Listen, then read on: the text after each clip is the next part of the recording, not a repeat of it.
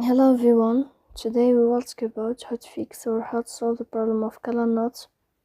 We click on settings. In this page we go to apps, default apps, app settings. On above you will search about ColorNote and you will click here.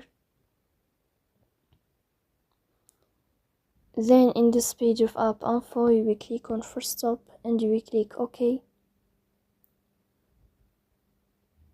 Here you will enter to the window of storage. Then we click on clear cache. In the end, you can turn off your phone and you can restart your phone again to fix that problem. So please don't forget to support us by like and subscribe. See you next time in another video, and thank you for your watching and your attention.